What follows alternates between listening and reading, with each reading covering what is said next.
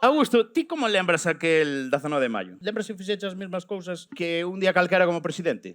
O que me acordo de estar aquí. Telo borroso. O fantasma do 94 andaba volando por aí. España nos debía unha liga, pero como non vaya desta, a ver quen che vai a creer. Ademais, tiña unha cousa curiosísima, debeu de ser dos nervios, da tensión e de todo eso. Un herpes, coño. Me entrou un herpes, ademais, mira que eu teño bo olfato, se pode notar, non. Foi por aquí, mesmo por aquí. Ademais, como era un día que eras noticia, porque podías gañar a liga e tal, escapando das televisións e tal, de decir que me van a sacar o herpes e tal. Foi curioso.